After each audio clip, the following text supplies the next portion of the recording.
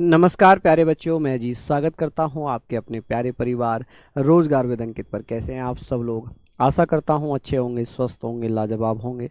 तो सभी लोग जल्दी से लाइव आइए, जुड़िए मेरे साथ। हम लोग यहां पर चर्चा करेंगे राष्ट्रपति की, और राष्ट्रपति की आज सेकंड क्लास है, जिसमें हम लोग आर्टिकल 60 तक ऑलरेडी पढ़ चुके हैं। एक बार रिवाइज करा देता हूं कि अनुच्छेद 52 में राष्ट्रपति का वर्णन है, अनुच्छेद 53 में कार्यपालिका की समस्त शक्तियां राष्ट्रपति में है, अनुच्छेद 54 में राष्ट्रपति का निर्वाचक मंडल है कि कौन कौन लोग राष्ट्रपति के लिए वोट करेंगे, अनुच्छेद 55 में राष्ट्रपति के निर्वाचन की रीति है, अनुच्छेद 56 में राष्ट्रपति का कार्यकाल है, अनुच्छेद 57 में एक व्यक्ति द्वारा से राष्ट्रपति का चुनाव लड़ सकता है, कितनी बार भी चुनाव लड़ सकता है, अनुच्छेद 58 में योग्यताएं हैं, 59 में सेवा शर्तें और सैलरी है, अनुच्छेद 60 में शपथ है। आज हम 61 से पढ़ेंगे, अनुच्छेद 61 हम लोग यहाँ पर स्टार्ट करेंगे कि सर आर्टिकल 61, अगर मैं बात करूं कि सर आर्टिकल 61 क्या कहता है, तो आप लोग बताना सर। राष्ट्रपति पर महाभियोग, यहाँ पर हम लोग बात करेंगे कि सर राष्ट्रपति पर महाभियोग, राष्ट्रपति को हटाने के लिए जो महाभियोग लगाया जाता है, राष्ट्रपति पर महाभियोग, तो आप लोग कहेंगे सर महाभियोग, तो ये सारी चीजें महाभियोग कि सर राष्ट्रपति पर महाभियोग। तो आप लोग मुझे बताइएगा सर, राष्ट्रपति पर महाभियोग यानी कि इम्पीचमेंट अगर पूछा जाए, महाभियोग को बोलते हैं इम्पीचमेंट। क्या बोलेंगे? इम्पीचमेंट बोलेंगे कि सर राष्ट्रपति पर महाभियोग किस देश से लिया गया है और कौन से आर्टिकल में आता है। तो एक आर्टिकल है आर्टिकल 61। आर्टिकल 61 में लिखा हुआ है कि सर राष्ट्रपति पर महाभियोग की जो प्रक्रिया है वो हमने कहाँ से ली हुई है। तो आप कहेंगे कि सर ये इम्पीचमेंट हमने यूएसए से लिया है। कहाँ से लिया है? यूएसए से। तो आप कहेंगे सर राष्ट्रपति पर महाभियोग किस आधार पर लगता है, कि सर महाभियोग का आधार क्या है, किस आधार पर लगेगा, बेस क्या होगा। तो आप कहेंगे सर जो आधार है वो आधार क्या है, तो राष्ट्रपति पर महाभियोग लगाने का आधार है संविधान का अतिक्रमण। किसका मेरे बच्चे?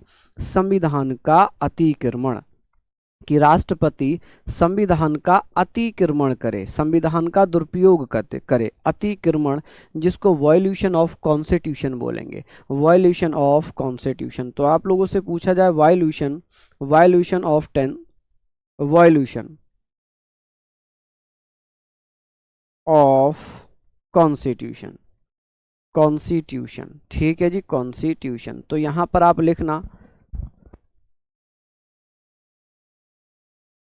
चलिए, तो हम लोग यहाँ पर बात कर रहे हैं कि जब कभी भी राष्ट्रपति पर संविधान के अतिक्रमण का आरोप लगता है, संविधान के अतिक्रमण का, कि संविधान का दुरुपयोग किया है, वायलेशन ऑफ कॉन्स्टिट्यूशन किया है, तो ऐसी स्थिति में क्या होगा, तो आप कहेंगे सर ऐसी स्थिति में राष्ट्रपति के ऊपर महाभियोग प्रक्रिया लग जाती है, महाभियोग प्रक्रिया लग जाती है। ठीक है जी। तो आप लोग बताना कि सर कौन से आर्टिकल में राष्ट्रपति को हटाने के लिए महाभियोग है? अनुच्छेद 61 में। कहां से लिया है? अमेरिका के संविधान से। अब बात करते हैं, जब कभी भी राष्ट्रपति पर इम्पीचमेंट लगाया जाता है तो लोकसभा या राज्यसभा किसी भी सदन में लाया जा सकता है। कंडीशन केवल एक है, यदि लोकसभा में ये महाभियोग प्रक्रिया चलाई जा रही है तो राष्ट्रपति को 14 दिन पहले नोटिस देना पड़ेगा, और लोकसभा के 2/3 यानी कि 2/3 बहुमत से वो प्रस्ताव पारित होना चाहिए, और राज्यसभा से भी 2/3 बहुमत से यदि प्रस्ताव पारित हो जाता है तो उस दिन से राष्ट्रपति को अपने पद से त्यागपत्र देना पड़ता है।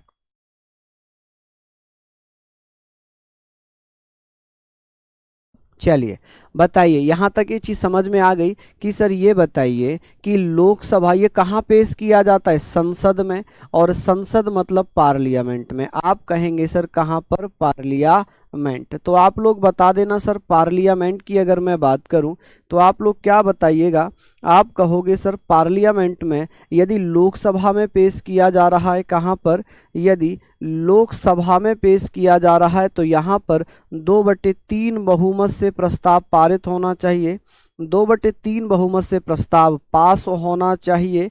और राज्यसभा में भी बेटा, राज्यसभा से भी 2/3 बहुमत से प्रस्ताव पारित होना जरूरी है। जब यहाँ से दोनों जगह से पास हो जाएगा तब राष्ट्रपति को त्याग क्या करना पड़ेगा, त्याग पत्र देना पड़ेगा, त्याग पत्र या रिजाइन देना पड़ेगा। ठीक है जी। तो हम लोग यहाँ पर बात कर रहे हैं, वॉयलेशन हमने पढ़ लिया था। ठीक है जी। तो आप बेटा स्पेलिंग देख रहे हो, आप किसी ने बताई ही नहीं, यहाँ पर मैंने स्पेलिंग ही गड़बड़ कर दी थी। ठीक है जी। तो आप कहेंगे सर वॉयलेशन। ठीक है, BOI की जगह BIO की जगह BOI लिख दिया था। ठीक है जी। तो वॉयलेशन हो जाएगा। ठीक है, अतिक्रमण करना, उल्लंघन करना, एक ही बात हो गई। अब बात आती है कि सर राष्ट्रपति को नोटिस कितने दिन पहले दिया जाता है, राष्ट्रपति को नोटिस कितने दिन पहले दिया जाएगा। तो आप कहेंगे सर राष्ट्रपति को जो नोटिस दिया जाता है 14 दिन पहले नोटिस दिया जाएगा। 14 दिन पहले बेटा नोटिस दिया जाता है कि आपके खिलाफ महाभियोग प्रक्रिया लग रही है, आप अपने समर्थन में, अपने पक्ष में कुछ कहना चाहेंगे या नहीं। ठीक है, तो ये सारी चीजें आप लोग लिख लीजिए। अब बात करते हैं सर आर्टिकल 62 की। ये तो हमने पढ़ लिया यहाँ तक। ठीक है, आर्टिकल 62 हम लोग पढ़ेंगे कि सर आर्टिकल 62 में क्या लिखा हुआ है। अनुच्छेद 60 क्या कहता है, आर्टिकल 62 इसमें क्या लिखा हुआ है, तो आप लोग बता दीजिएगा कि सर आर्टिकल 62 में क्या लिखा है। तो आर्टिकल 62 कहता है राष्ट्रपति पद की रिक्त पूर्ति, fulfil the vacancy of the president, कि राष्ट्रपति का जो पद है वो कभी भी खाली नहीं रह सकता, राष्ट्रपति का पद कभी भी खाली नहीं रह सकता। यही तो कहता है जी आर्टिकल 62 कहता है कि राष्ट्रपति का पद कभी भी खाली नहीं रहेगा, यानी कि राष्ट्रपति पद की रिक्त पूर्ति, राष्ट्रपति पद की रिक्त पूर्ति,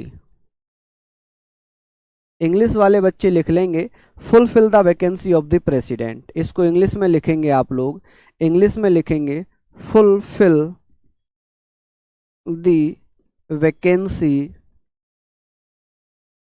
of the president, of the president. ठीक है जी, ऑफ द प्रेसिडेंट। अब बात आती है कि सर राष्ट्रपति का पद कभी भी खाली नहीं रहता, यही तो है। इसमें लिखा हुआ है कि यदि राष्ट्रपति का पद खाली हो जाए तो 6 महीने के अंदर अंदर पद भरना जरूरी है, इलेक्शन होना जरूरी है। तो हम कहेंगे राष्ट्रपति का पद यदि खाली हो जाता है तो 6 माह में चुनाव कराना अनिवार्य है, 6 माह में चुनाव कराना अनिवार्य है, 6 माह में चुनाव कराना अनिवार्य है, चुनाव कराना अनिवार्य है। ठीक है जी, क्या है, अनिवार्य है। ठीक है जी, मैंडेटरी है। अगर पूछ ले कि चुनाव कराना क्या है, मैंडेटरी है, तो आप लोग ये भी लिख लेंगे मैंडेटरी है।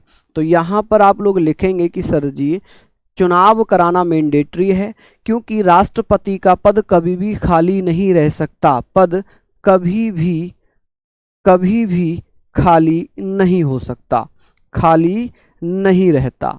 ठीक है, नहीं रहता। क्यों नहीं रहता है जी पद कभी भी खाली? रीजन ये है कि जब राष्ट्रपति की मृत्यु हो जाए, राष्ट्रपति देश के बाहर हो, बीमार हो, अपने पद पर ना हो, ऐसी स्थिति में उपराष्ट्रपति, वाइस प्रेसिडेंट ऑफ इंडिया, वो कार्यवाहक राष्ट्रपति के रूप में काम करता है। किसके रूप में? कार्यवाहक राष्ट्रपति के रूप में काम करते हैं। ठीक है जी, समझ गए? लिख लेंगे, यहां से आप लोगों ने लिख लिया होगा। चलिए, तो ये सारी चीजें आप लोग लिख लीजिए। बेटा पहले पॉलिटी तो कंप्लीट कर लीजिए, या पॉलिटी आधी पॉलिटी पढ़कर ही हिस्ट्री पढ़ लोगे, या केवल हिस्ट्री ही आएगी? एग्जाम में 4 क्वेश्चन आते हैं यहां से, तो क्या कर लोगे? जब पढ़ोगे नहीं तो कैसे करोगे बताओ? हैं, नहीं हो पाता ना ऐसे सारी चीज़ों को आप लोग एक साथ करना चाह रहे हो। मैंने कहा है कि 30 क्लासेस में ख़त्म कर दूंगा, 30 क्लासेस में पॉलिटी को ख़त्म करूंगा। तो यहाँ पर लिख लेना, यहाँ आप लोग लिखना कि एक नोट चाहो तो लिख लो, मैं बोल देता हूँ जर्नली, बाकी तो आप याद रख लेना। याद रख लेना कि राष्ट्रपति का पद कभी भी खाली नहीं रहता, राष्ट्रपति की मृत्यु होने पर, पद खाली होने पर उपराष्ट्रपति कार्यवाहक राष्ट्रपति के रूप में काम करेंगे। अब आपके मन में क्वेश्चन आएगा, यदि उपराष्ट्रपति भी पद पर ना हो, राष्ट्रपति भी ना हो, तो क्या होगा ऐसी स्थिति में? जब राष्ट्रपति उपराष्ट्रपति पद पर ना हो तो उसके स्थान पर देश का मुख्य न्यायाधीश, सुप्रीम कोर्ट का मुख्य न्यायाधीश कार्यवाहक एक्टिंग प्रेसिडेंट के रूप में काम करेगा। क्या कभी ऐसा हुआ है? क्या कभी ऐसा हुआ है कि राष्ट्रपति भी पद पर ना हो, उपराष्ट्रपति भी ना हो और मुख्य न्यायाधीश, सुप्रीम कोर्ट का मुख्य न्यायाधीश क्या बना हो? कार्यवाहक राष्ट्रपति बना हो? बिल्कुल हुआ है। 1969 में, 1969 में डॉक्टर जाकिर हुसैन जो राष्ट्रपति थे उनकी मृत्यु हो गई। हालांकि पहले राष्ट्रपति थे जिनकी पद पर मृत्यु हुई थी, डॉक्टर जाकिर हुसैन पहले मुस्लिम राष्ट्रपति भी थे। बीबी गिरी उपराष्ट्रपति थे।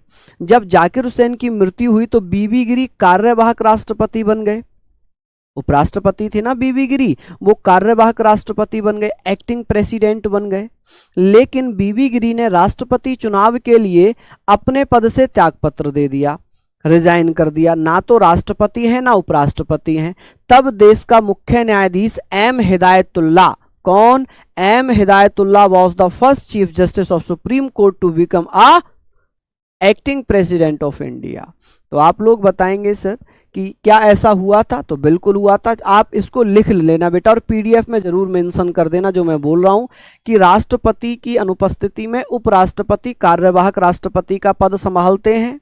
राष्ट्रपति और उपराष्ट्रपति दोनों की अनुपस्थिति में देश का सुप्रीम कोर्ट का मुख्य न्यायाधीश कार्यवाहक राष्ट्रपति के पद पर नियुक्त होते हैं। ठीक है जी, लिख लेंगे यहां तक। चलिए, बहुत बढ़िया, शानदार।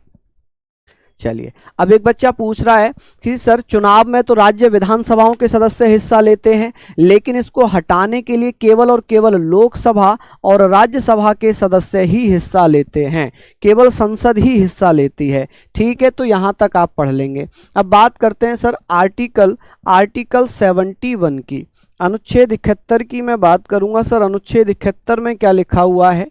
आर्टिकल 71 क्या लिखा है?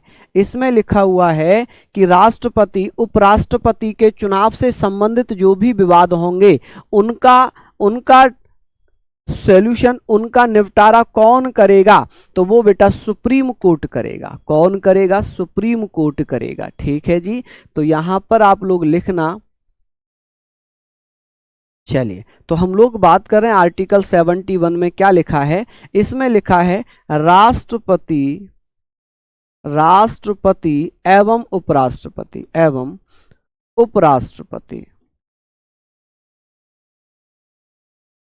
के चुनाव से संबंधित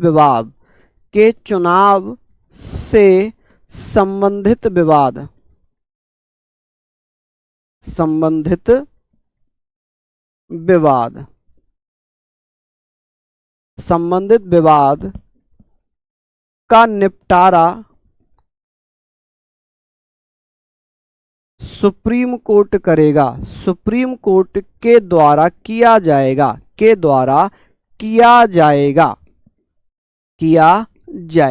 ये आर्टिकल्स पूछे जाते हैं, तो मैं यहां पर बता देता हूं। डिस्प्यूट बिटवीन, क्या हो जाएगा बेटा इसमें? Dispute related to the election of the president and vice president. Dispute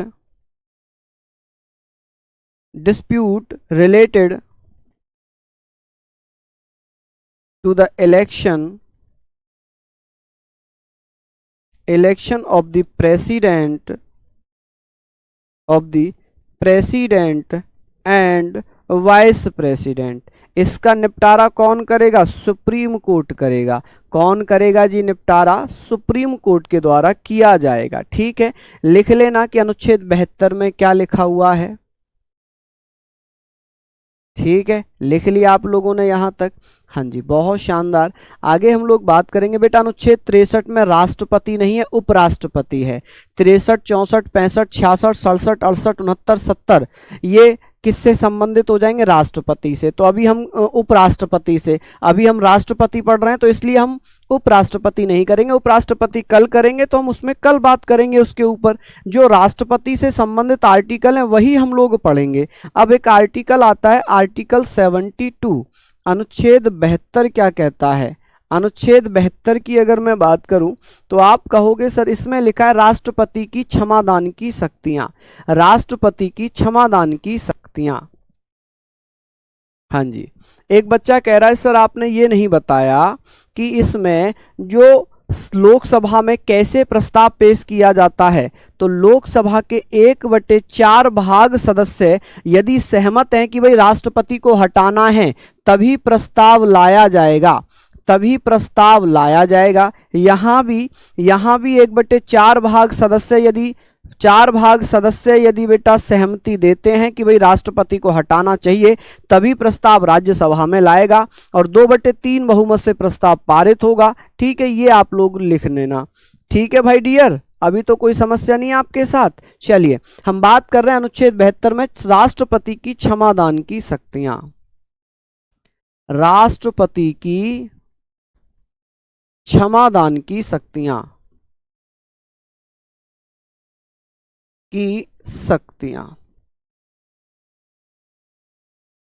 शक्तियां। ठीक है जी, राष्ट्रपति की क्षमादान की शक्तियां। अब हम लोग बात कर लेते हैं कि सर राष्ट्रपति की क्षमादान की शक्तियां क्या क्या होंगी। अब चर्चा ये हो गई, अब चर्चा क्या हो गई जी, चर्चा यहां पर आप लोग बात करेंगे राष्ट्रपति की क्षमादान की शक्तियां। पावर ऑफ पार्डन्स, अगर पूछा जाए कि sir powers of pardons, powers of pardons, अगर यहां पर पूछ ले कि भैया पावर ऑफ पार्डन्स क्या है, क्षमादान की शक्तियां। राष्ट्रपति किसी की फांसी को माफ कर सकता है, किसी की फांसी को माफ कर सकता है, किसी की उम्र कैद को 10 साल कर सकता है, किसी की 10 साल को 5 साल कर सकता है, किसी की फांसी को बिल्कुल, किसी की सजा को बिल्कुल माफ कर सकता है। ये अधिकार किसको है, ये राष्ट्रपति को है। क्या राष्ट्रपति ये डिसीजन क्या अपने आप लेता है, नहीं, राष्ट्रपति अपने आप ये डिसीजन नहीं लेता। राष्ट्रपति मंत्री परिषद काउंसिल ऑफ मिनिस्टर की सिफारिश पर, काउंसिल ऑफ मिनिस्टर की सिफारिश पर ये डिसीजन लेता है। ठीक है जी, चलिए ये हमने पढ़ लिए। ठीक है, यहां तक हमने पढ़। चलिए आगे बात करते हैं कि सर अनुच्छेद 86 क्या कहता है, आर्टिकल 86 क्या कहता है। उसमें लिखा है कि राष्ट्रपति अपना मैसेज या अपना संदेश लोकसभा में या राज्यसभा में भेज सकता है। कि कौन से आर्टिकल में लिखा हुआ है कि राष्ट्रपति अपना संदेश, अपना मैसेज किसको भेज सकता है, तो बेटा संसद को भेज सकता है। किसको, संसद को भेज सकता है। किसी भी राष्ट्रपति को अभी तक महाभियोग प्रक्रिया के द्वारा नहीं हटाया गया है, अभी तक नहीं हटाया गया है। ठीक है जी, चलिए तो यहां पर हम लोग बात कर रहे हैं कि सर ये तो हमने पढ़ लिया। एक आर्टिकल है बेटा, आर्टिकल है आर्टिकल 85 लिखो पहले, अनुच्छेद 85 लिखो पहले। ठीक है, क्योंकि सीक्वेंस वाइज हम चल रहे हैं। इसमें लिखा है राष्ट्रपति को अधिकार है कि राष्ट्रपति लोकसभा को भंग कर सकता है, लोकसभा के जो सत्र चल रहे हैं, सेशन चल रहे हैं, उनका सत्रावसान कर सकता है, प्रोग्राम कर सकता है। ठीक है जी, जो लोकसभा के सेशन होते हैं उनको डिस्ट्रॉय कर सकता है, उनको भंग कर सकता है। ठीक है भैया, चलिए उम्मीद है आप लोग यहां पर देख रहे हैं, लिख लिया आप लोगों ने यहां तक। हम बात करेंगे कि सर अनुच्छेद 85 में क्या लिखा है। अनुच्छेद 85 में लिखा हुआ है कि राष्ट्रपति पीएम की सलाह से, पीएम की सलाह से, किससे, पीएम की सलाह से लोकसभा को भंग कर सकता है। किसको, लोकसभा को भंग कर सकता है, लोकसभा को भंग कर सकता है। लोकसभा को भंग करना मतलब होता है डिसॉल्व कर सकता है। क्या कर सकता है, डिसॉल्व कर सकता है, कर सकता है। सत्र चल रहे होंगे उनको भी बेटा भंग कर सकता है, कर सकता है। ठीक है जी, अब बात आती है अनुच्छेद 86 की।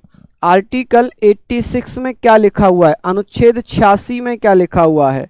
अनुच्छेद 86 कहता है, अनुच्छेद 86 में लिखा हुआ है कि राष्ट्रपति संसद में अपना संदेश भेज सकते हैं। राष्ट्रपति संसद में अपना संदेश भेज सकते हैं, मैसेज भेज सकते हैं। ठीक है जी।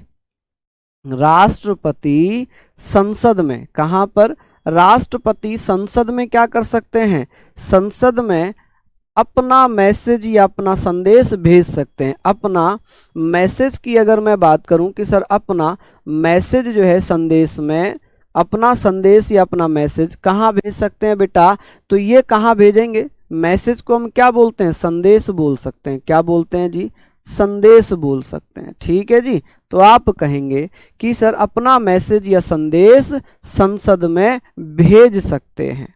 जैसे कि नई लोकसभा बनी, ठीक है, भेज सकते हैं, तो वहां पर अपना मैसेज भेज सकते हैं। ठीक है, चलिए ये सारी चीजें आप लोग लिख लेंगे, ये सारी चीजें आप लोग लिख लेंगे।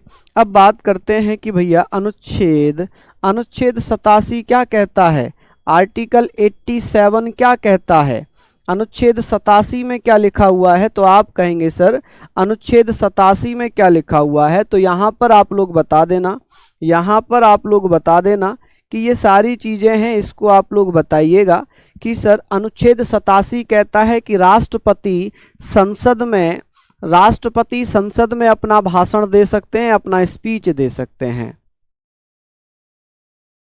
सर 73, 74, 75 बेटा वो प्रधानमंत्री से संबंधित है, मंत्री परिषद से संबंधित है। आप एक चीज समझिए कि जिस समय मैं जो टॉपिक पढ़ा रहा हूं, राष्ट्रपति पढ़ा रहा हूं, तो मैं राष्ट्रपति से संबंधित ही आर्टिकल बताऊंगा। अब आपको मैंने 75, 74, 73 नहीं बताए, क्योंकि 74 में मंत्री परिषद का गठन है, 75 में प्रधानमंत्री और मंत्रियों की नियुक्ति है, 76 में महान्यायवादी की नियुक्ति है। ये अपने आप में एक अलग अलग टॉपिक हैं, ये अपने आप में एक अलग अलग टॉपिक हैं। ठीक है जी, समझ रहे हैं, इसलिए वो नहीं कराए। तो आप ये मानकर चलो कि जिस समय मैं जो टॉपिक करा रहा हूं उससे संबंधित आर्टिकल ही कराऊंगा। आप सोच रहे हो कि सर आपने 75, 72 के बाद डायरेक्ट 85 ले आए, 86 ले आए, 87, ये इसलिए क्योंकि राष्ट्रपति से संबंधित आर्टिकल ही मैं यहां पर कराऊंगा। ठीक है, आप लोग टेंशन मत लीजिए, आप लोग इतना भरोसा रखिए कि जो बोर्ड पर करा रहा हूं यही आपके एग्जाम में छपने वाला है। क्योंकि प्रीवियस ईयर के एग्जाम आप उठाकर देखिए और क्लासेस चेक करिए तो सेम टू सेम क्वेश्चंस देखने को मिले हैं। समझ रहे हैं आप लोग सारी चीजें। तो मैंने कहा कि भैया राष्ट्रपति, राष्ट्रपति संसद में अपना भाषण दे सकता है, संसद में अपना भाषण दे सकता है, लोकसभा या राज्यसभा में अपना भाषण, भाषण या अपना स्पीच दे सकते हैं। क्या कर सकते हैं माय डियर, तो वो अपना स्पीच दे सकते हैं, दे सकते हैं। ठीक है जी, राष्ट्रपति संसद में अपना भाषण या स्पीच दे सकते हैं। किसी को कोई समस्या हुई तो बताएं, कोई समस्या अगर हुई हो तो बताएं, बताइए। तो राष्ट्रपति संसद में अपना भाषण या स्पीच दे सकते हैं। कि सर इनका भाषण कौन तैयार करता है, ये किसके द्वारा तैयार या रेडी किया जाता है, कि सर ये जो रेडी किया जाता है कौन रेडी करता है, तो आप कहेंगे सर मंत्री परिषद रेडी करती है। कौन, मंत्री परिषद तैयार करती है, मंत्री परिषद द्वारा तैयार किया जाता है। कि जो भाषण राष्ट्रपति संसद में देते हैं उस भाषण को कौन तैयार करता है, तो बेटा मंत्री परिषद तैयार करती है। कौन तैयार करती है, मंत्री परिषद तैयार करती है। लिख लेंगे यहां पर आप लोग। चलिए मुझे बताइए यहां तक आप लोगों ने लिख लिया।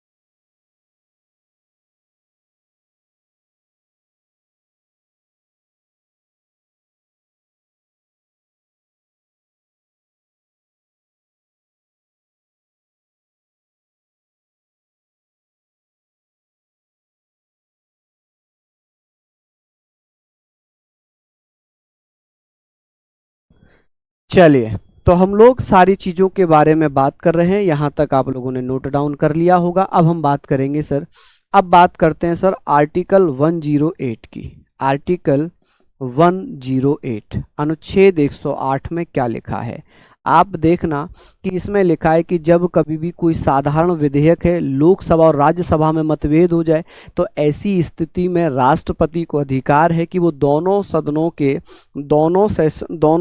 के लोकसभा राज्यसभा के एक जॉइंट सेशन को बुला सकता है, संयुक्त अधिवेशन बुला सकता है।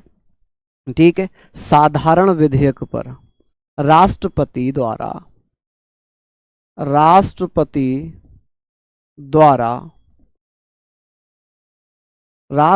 द्वारा क्या होगा बेटा, राष्ट्रपति द्वारा साधारण विधेयक पर, किस पर, साधारण विधेयक पर संयुक्त अधिवेशन बुलाया जाता है। साधारण विधेयक पर ऑर्डिनरी बिल जिसको बोलते हैं, क्या बोलते हैं बेटा, इसको ऑर्डिनरी, इसको बोलेंगे हम कि सर ऑर्डिनरी बिल। जो ऑर्डिनरी बिल होगा ना, ऑर्डिनरी बिल पर क्या हो सकता है, साधारण विधेयक को ऑर्डिनरी बिल पर संयुक्त अधिवेशन बुलाया जाता है।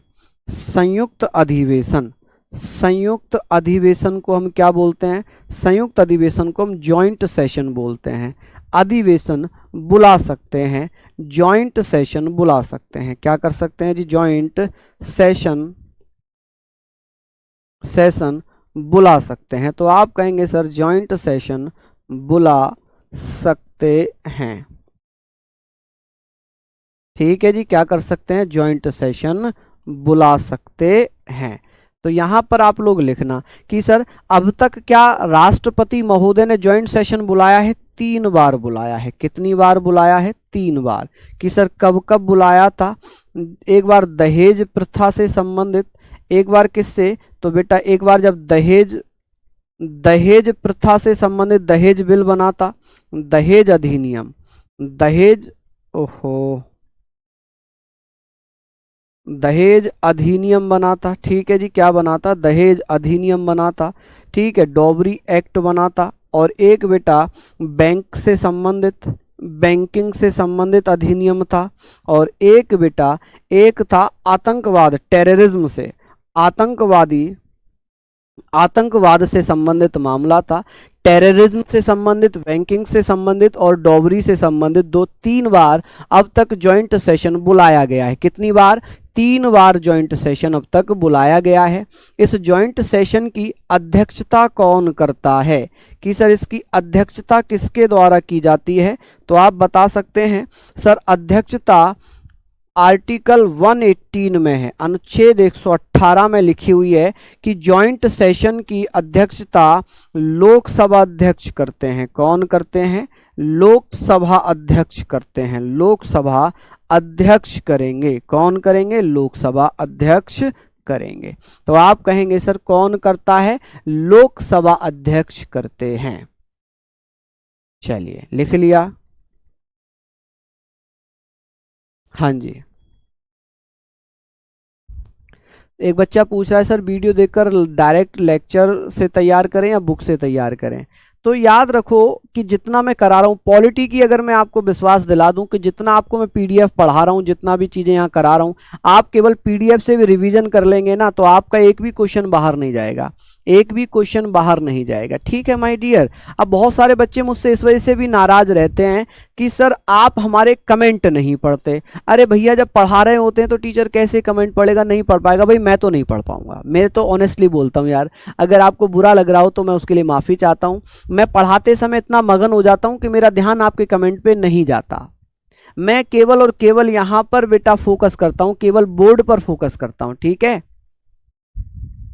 इम्पीचमेंट आर्टिकल 61 में है, अनुच्छेद 61 में है, अनुच्छेद 61 में है बेटा, ये लिखा हुआ है आर्टिकल 61।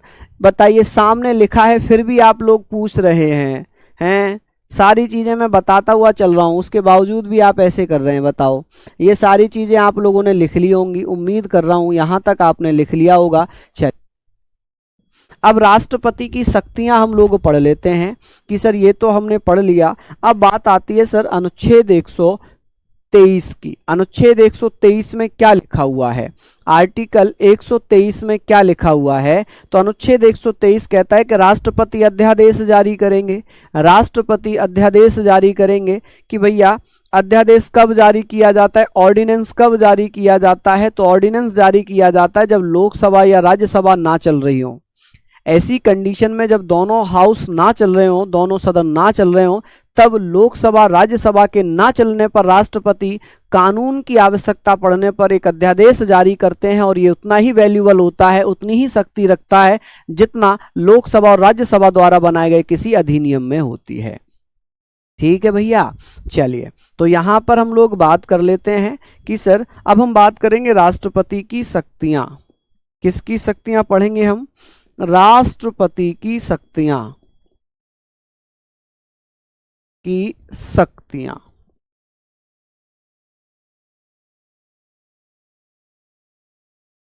पावर्स हम लोग पढ़ेंगे बेटा, powers of the president, powers of the president. ठीक है जी, प्रेसिडेंट कि सर राष्ट्रपति की शक्तियां हम लोग पढ़ेंगे, तो आप लोग क्या बताइएगा, आप कहेंगे सर एक आर्टिकल दिया हुआ है, आर्टिकल 123, अनुच्छेद 123, आर्टिकल 123, 123 में क्या लिखा हुआ है, इसमें लिखा है कि राष्ट्रपति द्वारा अध्यादेश जारी किया जाता है जब संसद का कोई सदन ना चल रहा हो, जब संसद का कोई सदन ना चल रहा हो, ऐसी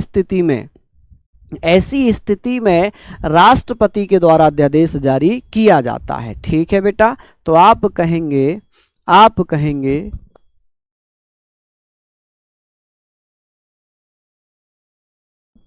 चलिए हम लोग बात कर रहे हैं कि सर राष्ट्रपति द्वारा, किसके द्वारा, राष्ट्रपति द्वारा अध्यादेश जारी किया जाता है। क्या जारी किया जाता है, अध्यादेश जारी किया जाता है। ठीक है जी, क्या जारी किया जाता है, अध्यादेश जारी किया जाता है,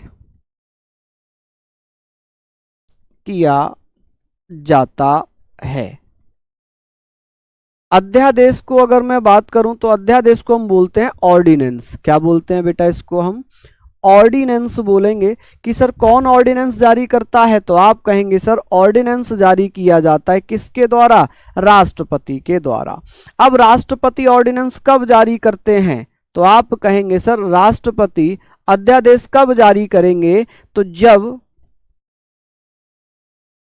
संसद का यानी कि पार्लियामेंट का, संसद का यानी कि पार्लियामेंट का कोई सदन ना चल रहा हो, पार्लियामेंट का कोई सदन ना चल रहा हो, कोई सदन यानी कि हाउस, लोकसभा या राज्यसभा, हाउस ना चल रहा हो, ना चल रहा हो,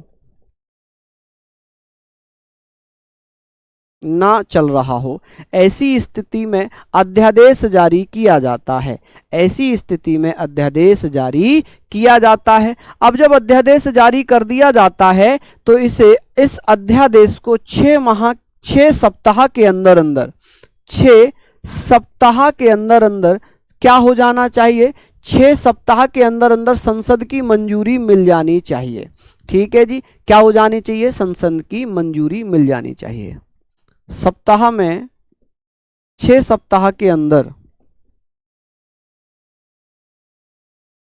के अंदर 6 सप्ताह के अंदर, यानी कि अगर हम कह सकते हैं 6 सप्ताह के अंदर with in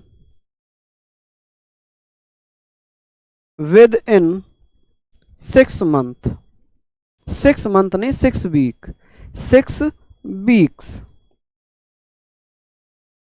with in 6 weeks संसद द्वारा बेटा अनुमोदन मिलना चाहिए, संसद द्वारा अनुमोदन मिल जाना चाहिए, संसद द्वारा अनुमोदन। अनुमोदन का मतलब समझ रहे हैं, अप्रूवल। क्या होना चाहिए भैया, संसद का अप्रूवल मिल जाना चाहिए। क्या होना चाहिए, मिल जाना चाहिए। कि भैया कितने में मिल जाना चाहिए, तो आप कहेंगे भैया, आप यहां पर कहेंगे अनुमोदन मिल जाना चाहिए। कि भैया संसद के द्वारा क्या होना चाहिए, अप्रूवल मिलना चाहिए। ठीक है जी, क्या होना चाहिए, अप्रूवल मिल जाना चाहिए। यदि अप्रूवल नहीं मिलता है तो क्या होगा, अध्यादेश समाप्त हो जाएगा, अध्यादेश समाप्त हो जाएगा। ठीक है जी, समझ गए, बहुत बढ़िया। अब बात आती है कि अध्यादेश कब तक लागू रह सकता है, अधिकतम कितने समय तक लागू रह सकता है। तो अध्यादेश अधिकतम 6 महीना तक, अधिकतम 6 माह तक लागू रह सकता है, 6 माह तक लागू रह सकता है। ठीक है, 6 मंथ तक लागू रह सकता है। कितने मंथ तक लागू रह सकता है, 6 महीने तक ये लागू रह सकता है। ठीक है जी, समझ गए। अब यहां तक हम लोगों ने पढ़ लिया, आगे हम लोग बात करते हैं इन सारी चीजों पर। आप लोग पढ़ लीजिए, एक बार लिख लीजिए। चलिए, बहुत बढ़िया, शानदार, लाजवाब। आगे बात करेंगे, यहां से हम थोड़ा सा आगे चलते हैं, यहां से हम थोड़ा सा आगे चलते हैं। ये सारी चीजें आप लोग पढ़ लें, आगे बात करते हैं। चलिए, यहां हमने पढ़ लिया ये सारी चीजों को। अब हम लोग बात करते हैं अनुच्छेद 143, आर्टिकल 143। अनुच्छेद 143 की हम बात करते हैं। इसमें क्या लिखा हुआ है कि राष्ट्रपति सुप्रीम कोर्ट से सलाह ले सकते हैं। इसमें लिखा है राष्ट्रपति राष्ट्रपति राष्ट्रपति सुप्रीम कोर्ट से सलाह ले सकते हैं। राष्ट्रपति सुप्रीम कोर्ट से सलाह ले सकते हैं। क्या कर सकते हैं, सलाह ले सकते हैं। ठीक है जी, ले सकते हैं।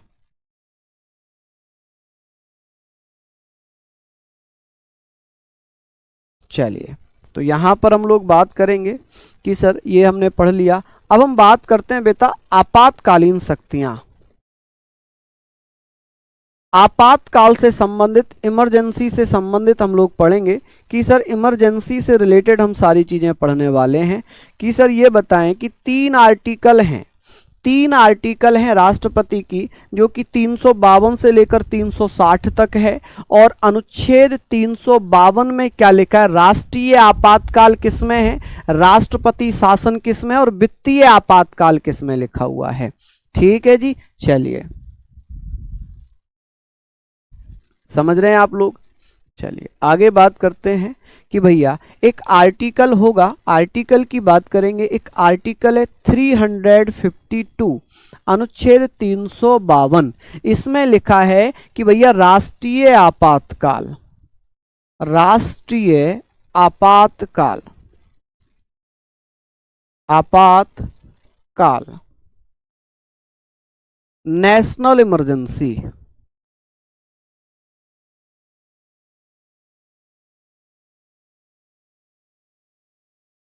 सर नेशनल इमरजेंसी कब लगाई जाती है, नेशनल इमरजेंसी कब कब लगाई गई है। कोई दूसरा देश हमारे ऊपर हमला करे, अध्यादेश क्या होता है, आशीष कुमार पूछ रहे हैं। अध्यादेश का मतलब है जब कभी भी लोकसभा ना चल रही हो, राज्यसभा ना चल रही हो, कानून तो यही बनाते हैं, और कानून की अति आवश्यकता हो, कानून कंपलसरी है कि भी कानून आना चाहिए। तो ऐसी स्थिति में राष्ट्रपति एक कानून जारी कर देते हैं, राष्ट्रपति एक कानून जारी कर देते हैं, कानून बना देते हैं, और उस कानून को 6 सप्ताह के अंदर संसद अनुमोदन देगी, और वह कानून अधिकतम 6 महीने तक लागू रह सकता है। ठीक है, समझ गए आप लोग। चलिए, बहुत बढ़िया, शानदार। तो यहां तक हम लोग सारी चीजों को बात कर रहे हैं। अब ये राष्ट्रीय आपातकाल 3 बार लगा है भारत में। कि सर कब कब लगा था, तो 3 बार अब तक लग चुका है। कि कब कब लगा था, तो एक बार लगा था 1962 से, जब चीन से हमारी लड़ाई हुई थी, चीन से जब हमारा वॉर चल रहा था, चीन से हमारा युद्ध हो रहा था। एक बेटा 1971 में, जब बेटा पाकिस्तान से वॉर चल रहा था, जब पाकिस्तान से वॉर चल रहा था हमारा। ठीक है, और एक बेटा 1975, 1975 की अगर मैं बात करूं तो आप क्या कह सकते हैं, आप कहेंगे सर ये आंतरिक अशांति के आधार पर लगा था, आंतरिक अशांति के आधार पर, के आधार पर लगा था। लेकिन क्या किया गया, इसके लिए क्या किया गया, एक 44वां संविधान संशोधन किया गया था। 44वां कॉन्स्टिट्यूशन अमेंडमेंट किया जाता है 1978 में। इसमें आंतरिक शब्द हटा दिया। इसमें आंतरिक शब्द हटा दिया। क्या हटा दिया जी? आंतरिक अशांति शब्द हटाकर आंतरिक अशांति शब्द हटाकर आंतरिक अशांति शब्द हटाकर बेटा क्या कर दिया यहां पर? तो आप कहेंगे सर, यहां अगर मैं बात करूं तो आप क्या कहिएगा? आप कहेंगे सर इसके स्थान पर सशस्त्र विद्रोह शब्द लिख दिया। क्या लिख दिया बेटा यहां पर? कि बेटा क्या कर दिया गया था? तो आंतरिक अशांति शब्द हटाकर सशस्त्र विद्रोह लिख दिया। सशस्त्र विद्रोह, विद्रोह कि भैया अगर कोई हथियार लेकर लड़ता है, हथियारों से यदि कोई लड़ता है, हथियारों से यदि कोई लड़ता है तो ऐसी स्थिति में देश में राष्ट्रीय आपातकाल लागू कर दिया जाएगा। अब जब यहां लगा था तो इस दौरान हुआ क्या? इंदिरा गांधी ने स्वयं को बचाने के लिए राष्ट्रपति फखरुद्दीन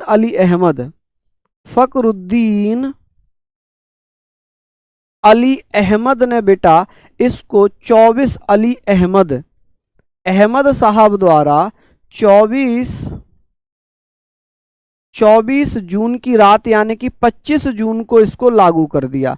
25 जून 1975 में इसको लागू कर दिया था। कब लागू किया था? 1975 में इसको लागू कर दिया था। ठीक है जी, आगे बात करते हैं कि सर राष्ट्रीय आपातकाल को कितने समय में अनुमोदन मिल जाना चाहिए?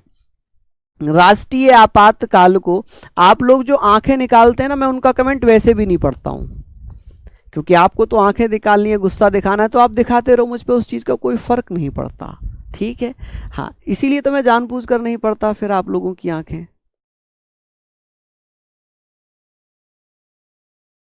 लिख रहे हैं आप लोग ये सारी चीजें। चलिए हम लोग बात करते हैं,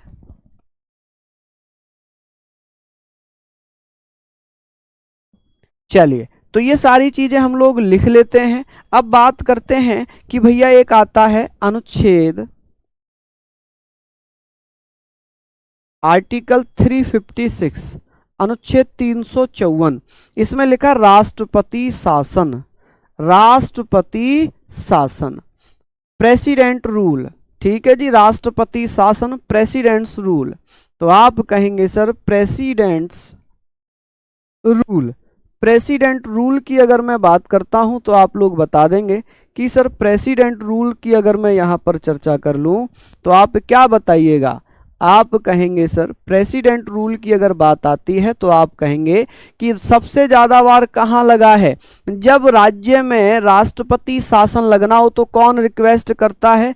किसकी सिफारिश पर लगता है? ये सिफारिश पर किसकी लगेगा? तो सिफारिश पर बेटा किसकी? राष्ट्रपति, राज्यपाल की सिफारिश पर, राज्यपाल की सिफारिश पर। ठीक है, गवर्नर की सिफारिश पर। किसकी? गवर्नर की सिफारिश पर। ठीक है जी, चलिए एक और मैं अगर बात करता हूं वित्तीय आपातकाल, वित्तीय आपातकाल, फाइनेंशियल इमरजेंसी। वित्तीय आपात कब लगता है? तो वित्तीय आपातकाल की अगर मैं बात कर लूं तो आप कहेंगे सर फाइनेंशियल इमरजेंसी, फिनेंशियल या फाइनेंशियल इमरजेंसी।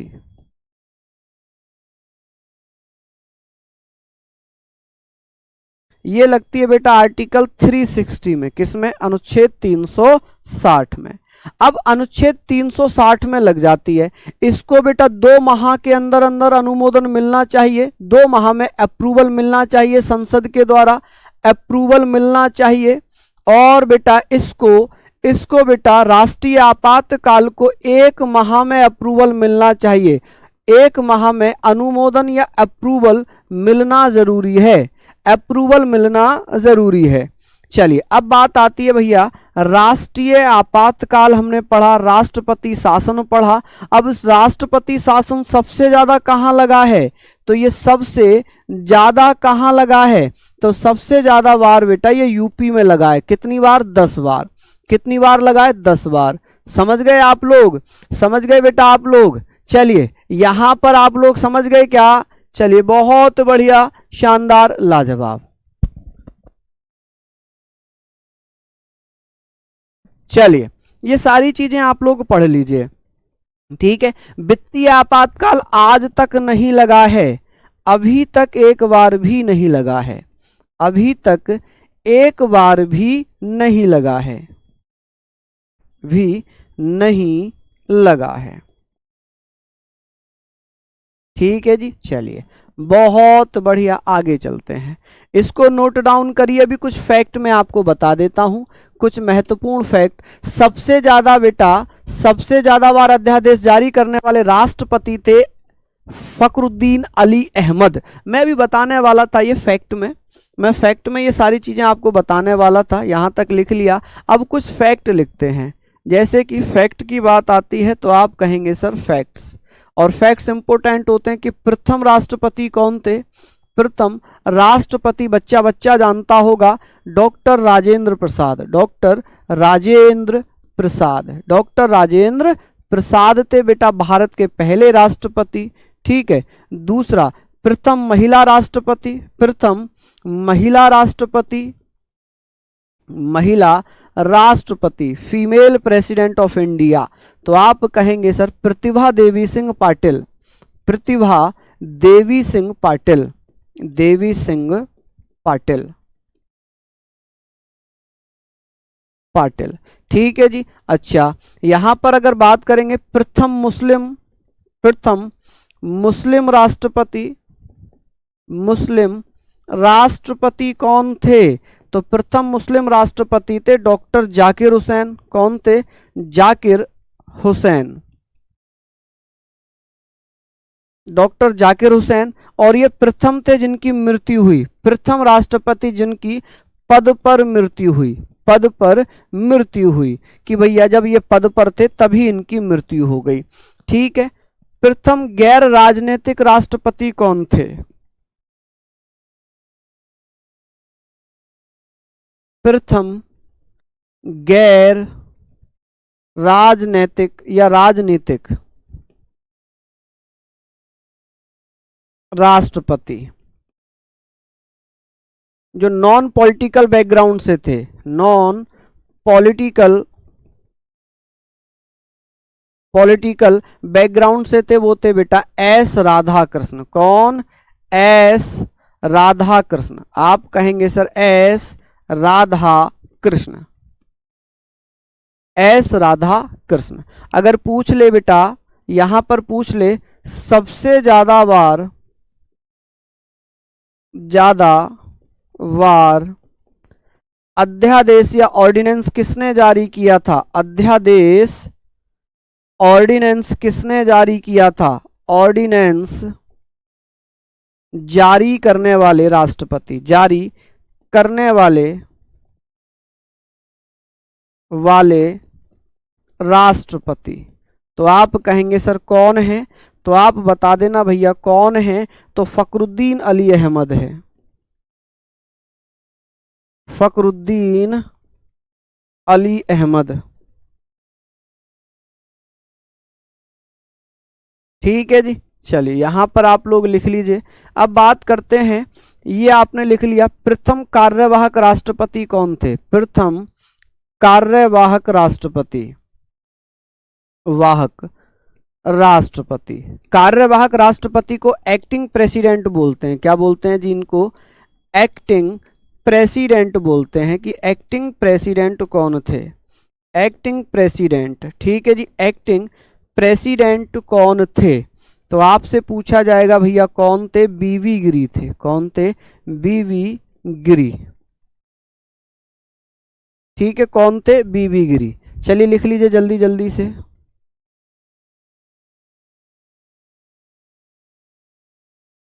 चलिए बहुत बढ़िया। एक बच्चा पूछ रहा है कि सर सबसे ज्यादा बार राष्ट्रपति शासन कहाँ लगा है, तो 10 बार यूपी में और 10 बार मणिपुर में। मणिपुर और यूपी दोनों में लगभग बराबर लगा है, 10-10 बार लगा है, ठीक है जी, 10-10 बार लगा है। समझ गए आप लोग। चलिए ये आप लोगों ने पढ़ लिया इतना सारा फैक्ट। चलिए एक और लिखवा रहा हूं, एक और लिखवा देता हूं कि ये तो आपने पढ़ लिया कि सर प्रथम मुख्य न्यायाधीश, प्रथम मुख्य न्यायाधीश, मुख्य न्यायाधीश, मुख्य न्यायाधीश, वो भी सुप्रीम कोर्ट के, chief justice of supreme court, chief justice of India कहा जाता है सुप्रीम कोर्ट के मुख्य न्यायाधीश को। जो कार्यवाहक बने, कार्यवाहक, कार्यवाहक राष्ट्रपति बने, एक्टिंग प्रेसिडेंट, एक्टिंग प्रेसिडेंट बने, ठीक है जी, एक्टिंग प्रेसिडेंट, शॉर्ट फॉर्म में लिख दिया PRST। वो थे बेटा एम हिदायतुल्ला, एम हिदायतुल्ला,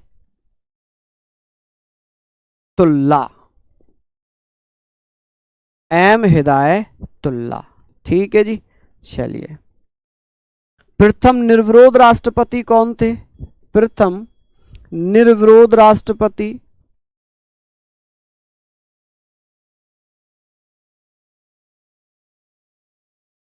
निर्विरोध राष्ट्रपति कौन थे बेटा? राष्ट्रपति। तो आप कहेंगे सर वो थे एन संजीव रेड्डी, नीलम संजीव रेड्डी, नीलम संजीव रेड्डी, ठीक है जी। कौन थे? नीलम संजीव रेड्डी। चलिए, तो यहाँ पर आप लोग बात कर लेंगे, यहाँ पर आप लोग सारी चीज़ों पर चर्चा कर लेंगे। हाँ जी, बहुत बढ़िया, शानदार, लाजवाब। तो आगे बात करते हैं।